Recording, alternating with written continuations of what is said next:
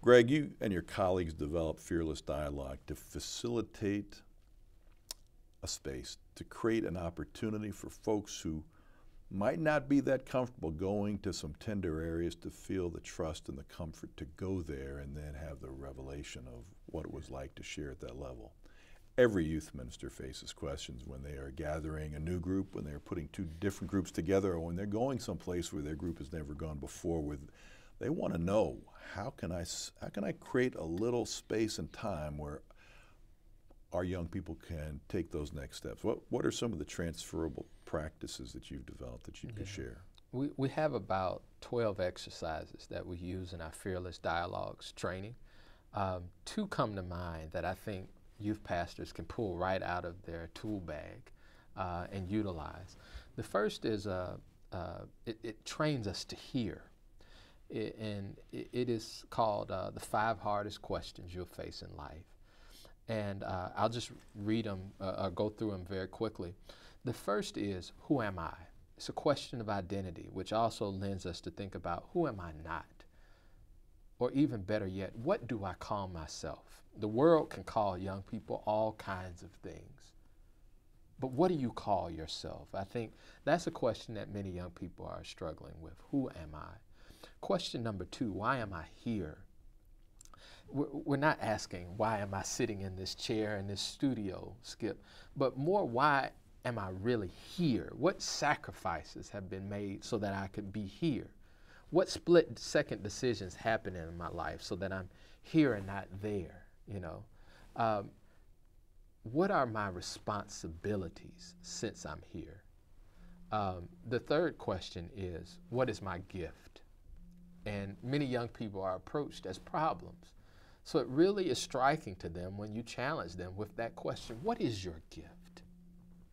Question number 4, how does it feel to be a problem? Many young people can identify with this question on a number of levels. But if you can identify with what it means to be a problem, it also gives you a special lens to see the gifts and the problems in people around you. That's a really good one. But the 5th and hardest question, which generated a lot of oohs and ahs and oh my gosh, last night when we were having our Fearless Dialogues conversation, was a question by Howard Thurman. What must I do to die a good death? Because a good death is predicated on a good life. And, you know, many young people in inner city neighborhoods, when their friends die, they wear T-shirts and they put a face on the picture of a picture on the face of their T-shirts, on the front of their T-shirts.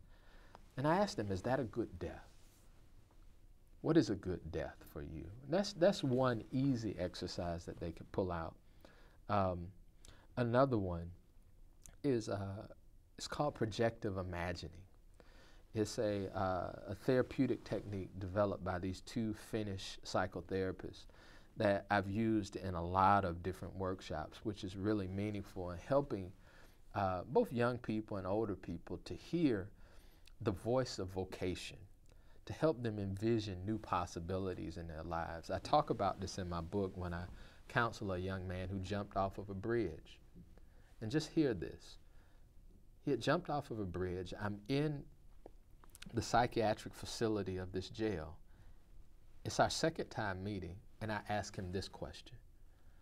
I want you to imagine that you're 101 years old. I'm your great-great-grandson, and I've come here to talk to you about your life story. Tell me about your family. Tell me about the types of jobs you held. Tell me what you did once you retired. Tell me your story, and then I'm going to ask that you would leave me with the 3 most important life lessons you've learned on your journey. He stayed in character with me for nearly an hour as my great-grandfather. Bear in mind, he was 19 years old and in a psychiatric facility of a hospital on suicide watch. So if he projected out to 101 years old and he told me about his 2 divorces and the types of jobs that he had, it means he overcame the difficulties in his present moment. And he's looking back and saying, these are the pivotal moments that I've had in my life. These are the relationships that I've formed. And he closes with his 3 life lessons. It was absolutely amazing to me because he walked out a bit more hopeful than he walked in. And I shared this with him.